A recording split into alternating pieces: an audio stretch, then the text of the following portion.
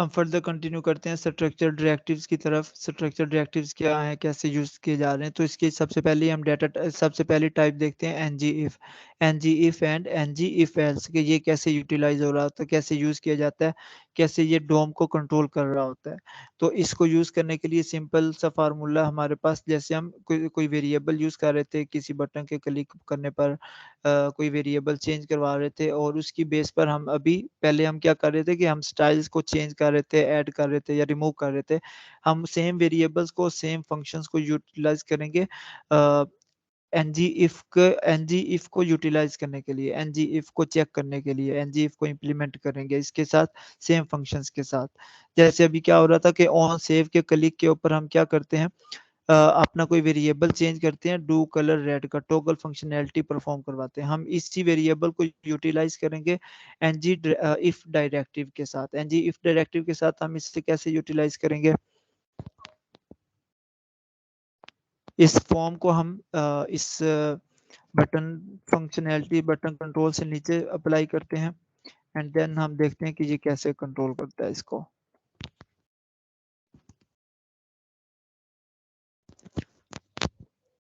Okay, तो NG if directive का simple सा सिंटैक्स है, एनजी इफ यूं लिखे स्टेरिक एनजी इफ और उसके आगे उसका एक्सप्रेशन। एक्सप्रेशन क्या होता है, सिंपली कि आपके पास कोई वेरिएबल होता है, कोई वेरिएबल की कोई कैलकुलेशन होती है, कोई कंडीशन होती है जिसकी बेस पर आप उस कंट्रोल को यूटिलाइज, आप उस यूआई को, उस डोम को कंट्रोल कर रहे होते हैं।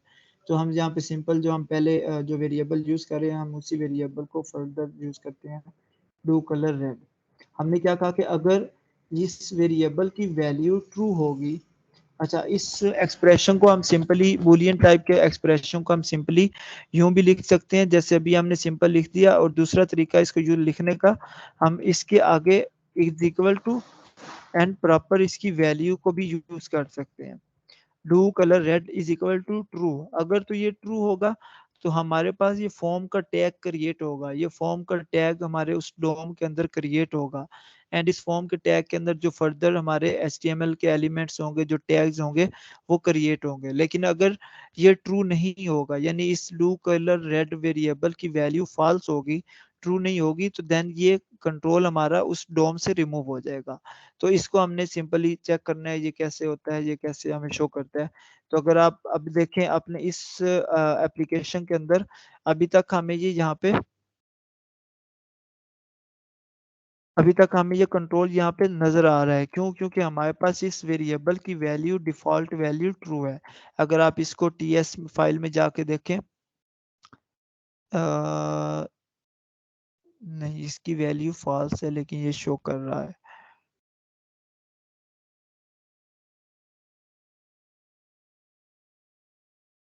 जी, तो ये उसका सही रिफ्लेक्शन नहीं कर पा रहा, क्या चक्कर है इसके साथ। तो बाय डिफॉल्ट ये इसको यहाँ पे शो करवा रहा है।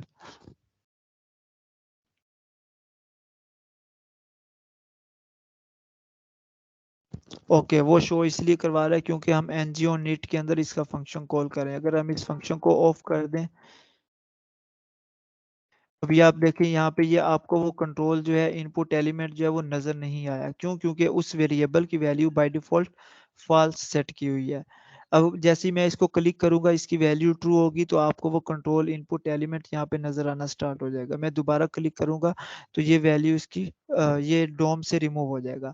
अब अगर हम इसकी डोम मैनिपुलेशन देखना चाहें तो हम यहाँ से यूँ देख सकते हैं। कंट्रोल शिफ्ट सी कर क्लिक करें तो आपके पास इस तरीके से आप किसी भी वेब ब्राउज़र के पेज को, HTML के पेज को, वेब पेज को आप मॉनिटर कर सकते हैं। किसी भी टैग के ऊपर माउस को मूव करें, आपको वो वैल्यू सिलेक्ट करने के लिए शो करवा देता है। मैं जैसे इस पे क्लिक करूँगा तो ये मुझे यहाँ पे लेकर आ गया। तो अब अगर आप यहाँ पे देखो तो अभी यहाँ पे ये फॉर्म का जो टैग है इसमें नज़र आ रहा है, आपको डोम में शो कर रहा है। और अगर आप यहाँ पे देखें तो इसने नीचे ये भी लिखा हुआ है, binding NG reflect NG if true. तो ये बेसिकली ये शो कर रहा होता है कि इस केस में इस वेरिएबल, इस टैग के ऊपर कोई कंडीशन अप्लाई की हुई है जो कि इस टाइम इसकी वैल्यू ट्रू है। तो जैसे ही मैं इसको फॉल्स करूंगा, इस बटन को दोबारा क्लिक करूंगा, तो ये वैल्यू फॉल्स होगी। और देखें आप यहाँ से जो डोम से वो फॉर्म का टैग जो है वो हमारे पास यहाँ से रिमूव हो गया। ठीक है, मैं दोबारा इस पे क्लिक करूंगा, फॉर्म का टैग दोबारा इसमें ऐड हो गया। उस फॉर्म के टैग के अंदर जो फर्दर जो हमारे एलिमेंट्स थे वो हमें नजर आ गए, इनपुट एंड डिव। ओके, ठीक है। तो इस तरीके से हम इसको ऐड भी कर सकते हैं, हम इसको रिमूव भी कर सकते हैं। तो ये हमारे पास एनजी इफ डायरेक्टिव था, जो स्ट्रक्चरल डायरेक्टिव की एक टाइप है। एनजी इफ हम इसको इस तरीके से यूटिलाइज कर सकते हैं। आफ्टर दैट हमारे पास एक आ जाता है NG4। NG4 कैसे काम करता है? NG4 बेसिकली एक फॉर लूप के तौर पे काम कर रहा होता है। अगर आप इसकी डेफिनेशन को देखें तो repeat a node for each item in a list.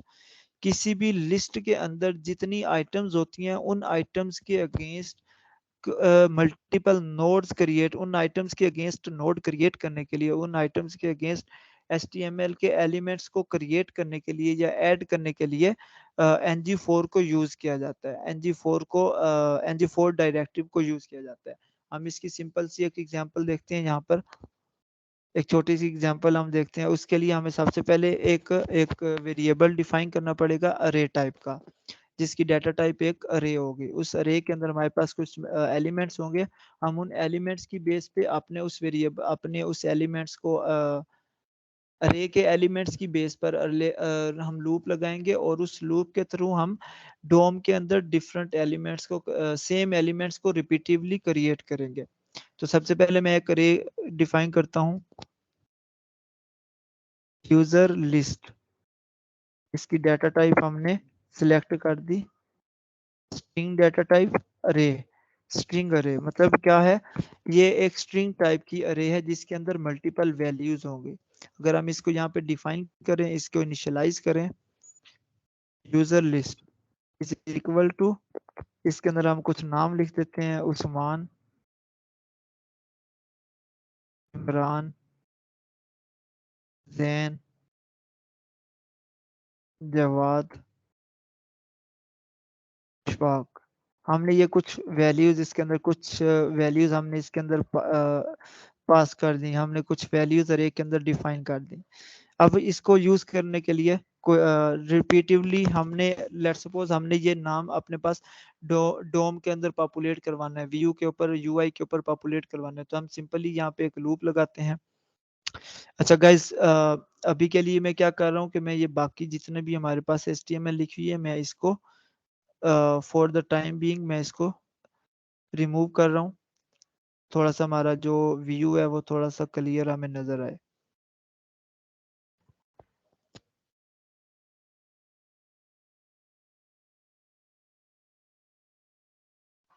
Okay, यहाँ तक हमने इसे सिलेक्ट किया और डिलीट कर दिया। इसके बाद मैं यहाँ पे एक HTML एलिमेंट लिखता हूँ सबसे पहले, डिव से हम एक क्लास अप्लाई करते हैं, यूजर नेम्स।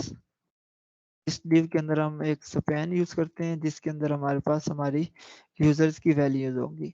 अच्छा, अब यहाँ पे हम क्योंकि वो जो हमने एक अरे बनाई थी, हमने उसकी जो एलिमेंट्स हैं उनकी वैल्यूज को शो करवाना है, उसकी वैल्यूज को रिपीटिवली यहाँ पे हमने दिखाना है। तो हम क्या करेंगे, सिंपल यहाँ पे एक फॉर लूप लगाएंगे, एनजी फॉर सॉरी NG4 का सिंटैक्स इस तरीके से, static NG4 let item of items. अब बेसिकली ये जो आइटम्स है ये हमारे पास उस अरे का नाम, उस वेरिएबल का नाम आ जाएगा जो एक अरे टाइप का होगा, जिसके अंदर हमारी डिफरेंट वैल्यूज, डिफरेंट एलिमेंट्स पड़े होंगे। अब वो एलिमेंट्स स्ट्रिंग टाइप के या नंबर टाइप के, किसी भी टाइप के हो सकते हैं, इवन के वो डिक्शनरी टाइप के हो सकते हैं, की वैल्यू पेयर्स हो सकते हैं। तो हम उस वेरिएबल का नाम लिखेंगे यूजर लिस्ट। ये एरर रिमूव हो गया। उसके बाद उस यूजर लिस्ट के अंदर से एक आइटम उसने पकड़ी, इसको हम इंटरपोलेशन बाइंडिंग के जरिए यहाँ पे बाइंड कर देंगे। ठीक है, और अभी हमने यहाँ पे इसकी क्लास नहीं अप्लाई की। Dot user names font size 25 pixel font weight 500 font family Franklin and font okay इसके अंदर हम एक और एट्रीब्यूट अप्लाई करते हैं कलर ब्लू।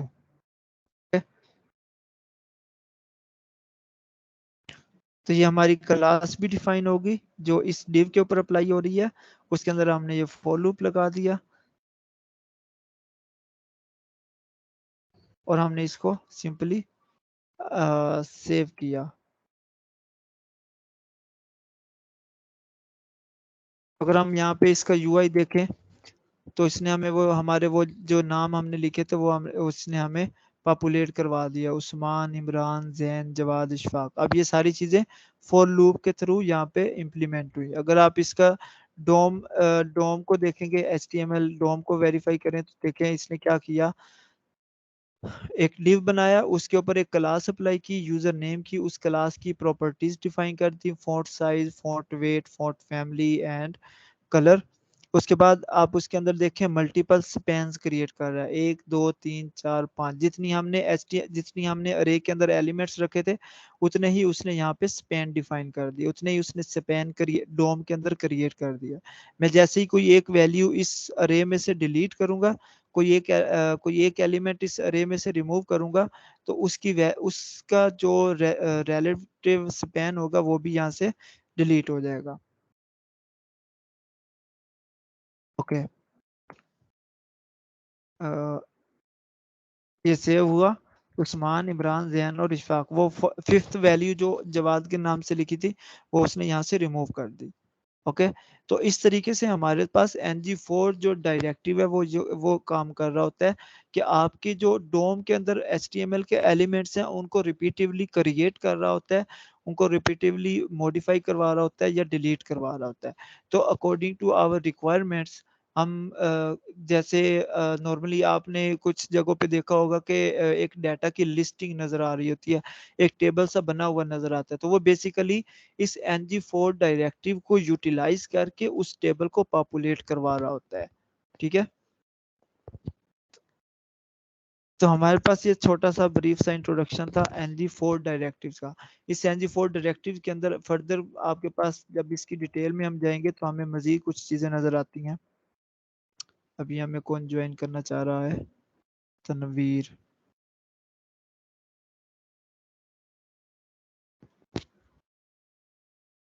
ओके, तो हमारे पास फर्दर इसके अंदर कुछ एक्स्ट्रा एट्रीब्यूट्स भी हमें मिलते हैं। लेट सपोज मैं अगर यहाँ पे इसका इंडेक्स देखना चाहूँ कि क्योंकि आपको पता है कि जो हमारे पास फॉर लूप होता है वो हमें इंडेक्स भी प्रोवाइड कर रहा होता है, एलिमेंट्स के इंडेक्सिंग बता रहा होता है कि फला एलिमेंट्स किस पोजीशन पर है। तो वो वाले जो हम इंडेक्स हैं हम वो भी इससे ले सकते हैं। उसको गेट करने के लिए हम सिंपल लेट उस वेरिएबल का नाम इज इक्वल टू इंडेक्स, हम यूं करके इंडेक्स भी गेट कर सकते हैं। इस तरीके से हमने कोई लास्ट इंडेक्स की वैल्यू उठानी है तो हम वो भी ले सकते हैं। इसी तरीके से अगर हमने कोई इवन वैल्यू उठानी है तो हम वो भी ले सकते हैं, और हम उनको फिर फर्दर उस तरीके से हम यूटिलाइज करवा रहे होते हैं। तो मैं उसकी भी आपको एग्जांपल एक एग्जीक्यूट करके दिखाता हूँ कि वो कैसे काम करती है।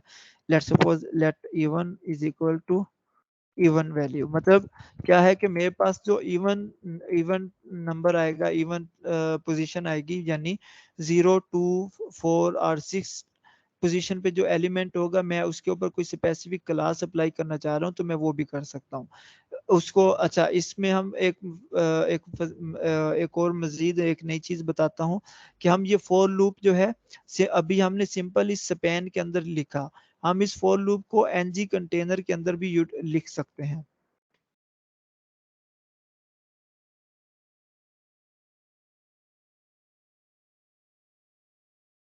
सिंपल हम क्या करते हैं, एनजी कंटेनर टैग यूज करते हैं और इसके अंदर हम अपनी कंडीशन अप्लाई कर देते हैं।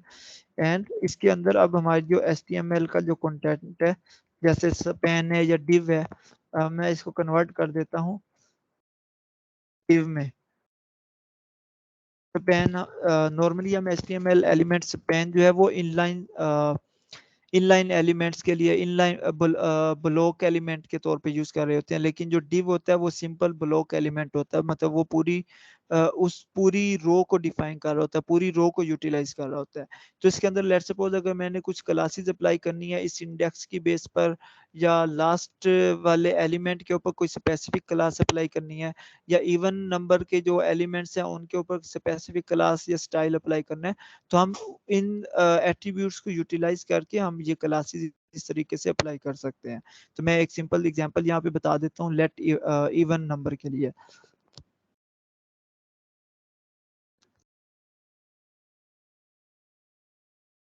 Class dot even item, class का नाम रखा हमने इवन, और इसको हमने ये वाली वैल्यू, ये इवन जो वैल्यू जो एट्रीब्यूट है वो हमने इसको पास कर दिया। अब इवन आइटम जो क्लास का नाम है इसके अंदर हम क्या कुछ स्पेसिफिक स्टाइल्स अप्लाई करते हैं। इवन आइटम के अंदर हमने कुछ प्रॉपर्टीज अप्लाई की, जैसे इवन के लिए हमने कहा कि इसका कलर आप चेंज करके ऑरेंज कर दो, इसका जो फॉन्ट फैमिली है उसको चेंज कर दो, उसको एरियल में या जो टाइम्स न्यू रोमन में कन्वर्ट कर दो, उसका जो फॉन्ट वेट है उसको 200 कर दो, उसका जो फॉन्ट स्टाइल है उसको ऑब्लिक में कन्वर्ट कर दो। तो अब ये क्लास सिर्फ उस इवन एलिमेंट के ऊपर अप्लाई होगी। इसको हम यूटिलाइज कर सेव करके चेक करते हैं ये कैसे कर रहा है।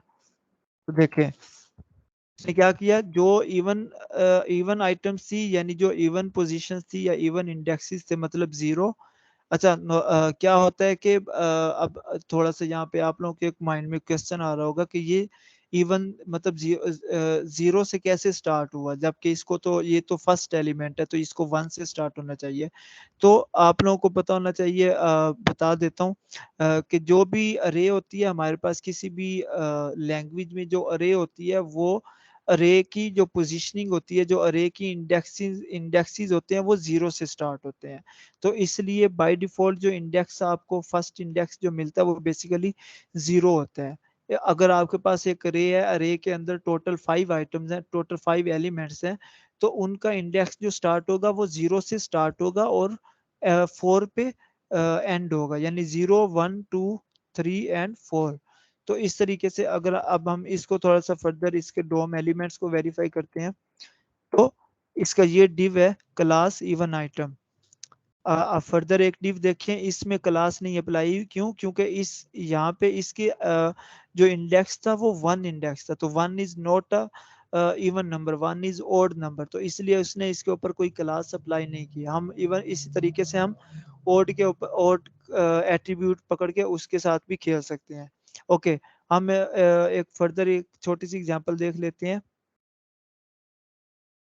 क्लास डॉट लास्ट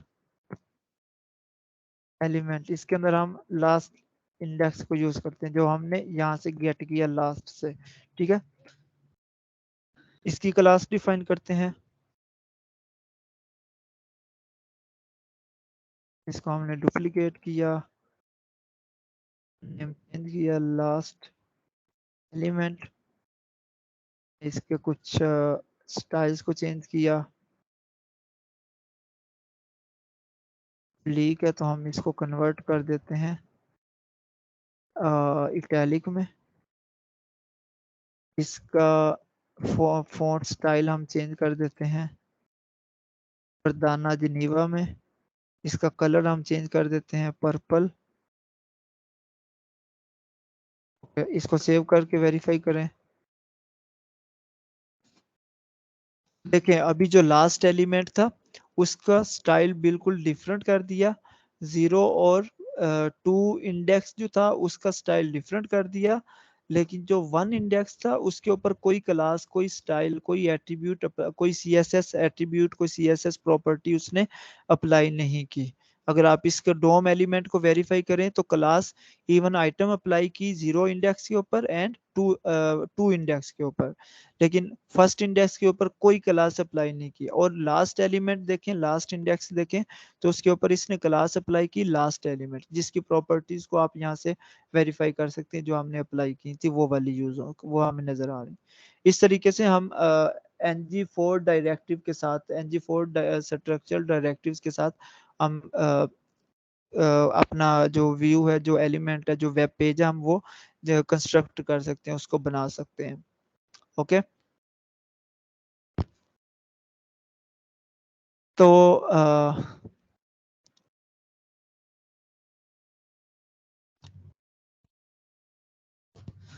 तो आज के लिए हम इस सेशन को यहाँ पर